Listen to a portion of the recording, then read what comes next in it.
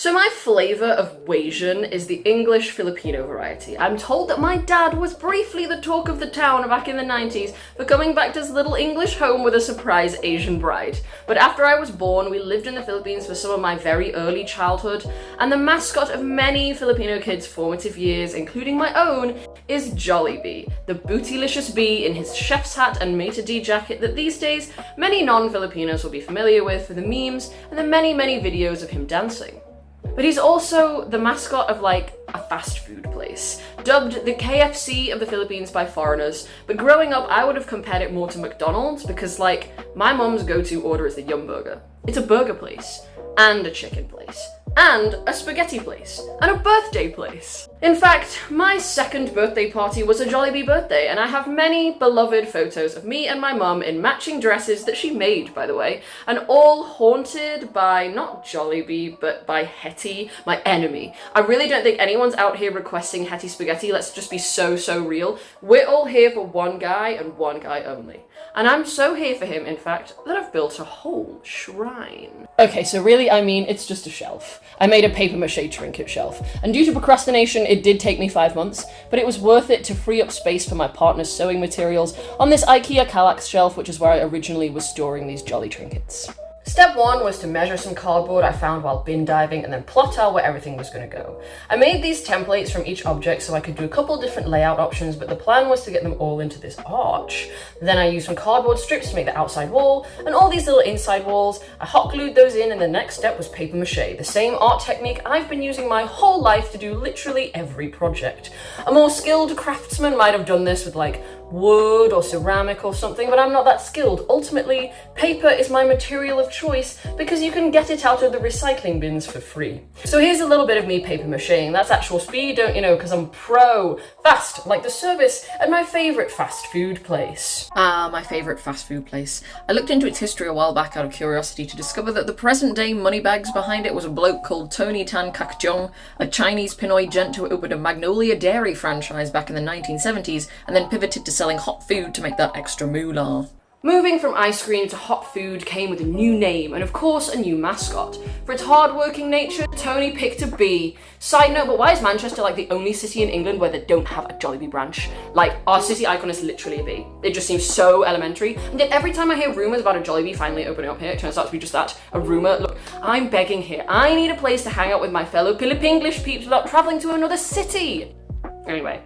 Jollibee's look is credited to designer Manuel Lumba, who looked to cartoons. He said, if Disney had a mouse, why couldn't I have a bee? And so the Jollibee that inspired this project was born. It seems like he went through a few changes across the decades, starting off kind of weird. He had green trousers, but I kind of like him, getting scary with the earliest 3D translation attempts, before refining down to the familiar face that we know today, a face that pops up all over the globe. Now, I'm not trying to like be shilling for a megacorp or anything with this video. I'm not sponsored or anything. Ultimately, this is a silly little project based on something that I think maybe other members of the Filipino diaspora experience, an endless nostalgia for the homeland. For me, the Philippines was only actually my legal home for like a teeny fraction of my life, but it was an important fraction nonetheless, and my family still lives there. So with Jollibee fast becoming global, the reminder of the place that my family comes from is increasingly, you know, there.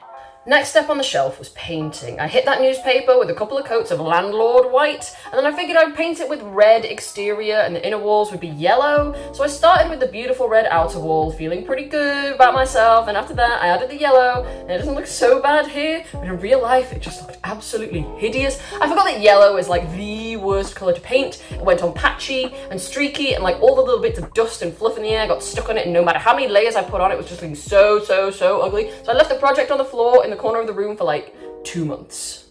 Eventually my friend was over, clearly sick of seeing it herself, and she was like, hey, why don't we just paint over the yellow so you stop hating it? So I said okay, and we hit it with that landlord special again, and with it reset back to white, I considered my options.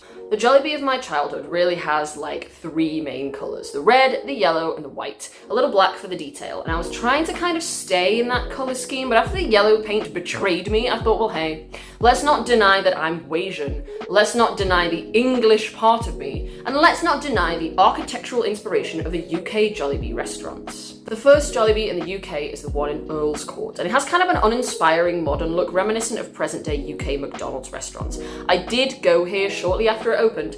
And it happened to be on a night that Jollibee himself was actually there, so it was great to see him in person for the first time since 2001 at my sister's classmate Angeli's birthday party at school. I got a hug and a photo. It was so unexpected that you can like really see the genuine joy on my face here. I'm pretty sure it was just like a random Thursday night. Anyway, the next Jollibee restaurant that opened in the UK would set the precedent for the rest of the UK locations with an interior designed by Applied Studio. I actually really dig this look, and I've seen it at the Leicester Square, Leeds and Nottingham locations. They've got the history of the franchise up on the wall, Filipino-inspired artwork in frames, traditional Filipino fabric on tables, and most importantly to my shrine project, these geometric tiles on the floor. So the colour scheme here adds orange and purple to our white, red and yellow, so I thought, hey, why not do that? My friend lent me her paper guillotine, and with some leftover art card from my real world job, I cut up some little paper tiles that I could then use to create a groovy 1990s looking pool towel situation on every inside wall of the shelf. It took me ages, but unlike when I was painting them yellow, every time I finished a wall, I got more and more excited. It was finally coming together and it looked awesome. Right, let's go through the contents then, shall we? So the first one is this, the one I've had the longest, the mini Jollibee figure from the Crow's Nest of the Kiddie Meal Play pirate ship set, presumably from about 2001, which is when my family lived there. I don't remember if we had the whole set or not, but I remember having at the very least this middle part with the crow's nest where this figure would slot in, and the rigging where Hetty could climb up and down. It's frankly insane that I've managed to hold on to something this small for 24 years, Jesus Christ! This singing figure. I bought it off AliExpress or some similar website. It doesn't actually work, but at the time that I bought it, I found a video of it online that I can't find now. But he would sing like this. He would sing, "I'm your friend, your jolly friend named Jollibee." So I hope you enjoyed my cover / impression of him. This merry-go-round figure, also from AliExpress, he just goes real fast, look.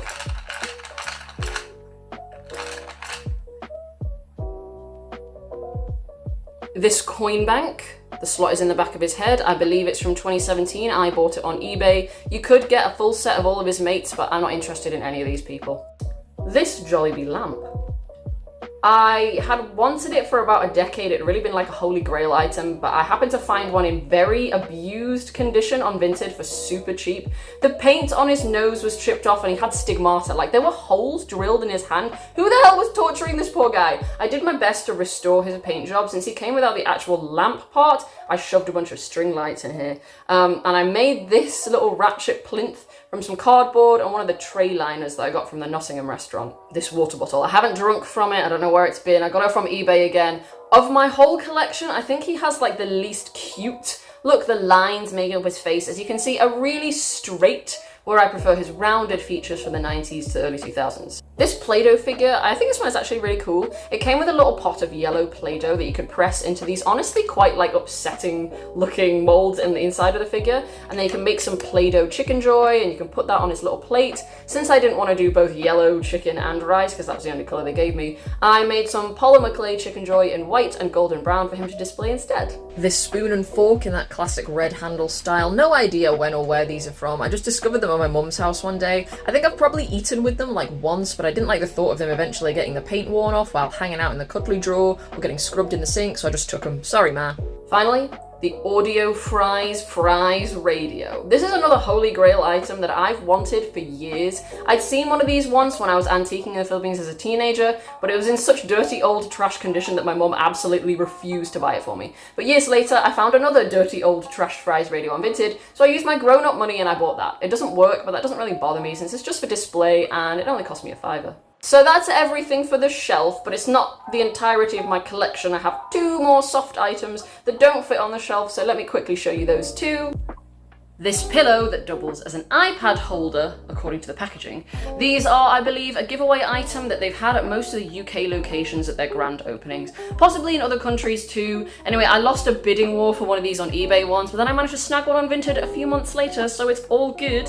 Love this thing. And I've also got this plushie. Isn't he so incredibly adorable? He also has a drawstring bag packed into his back. It was my vacation bag on a family visit in 2017, where at one point the combination of my sweat and mosquito spray melted half his face paint off and smeared it all over both him and me.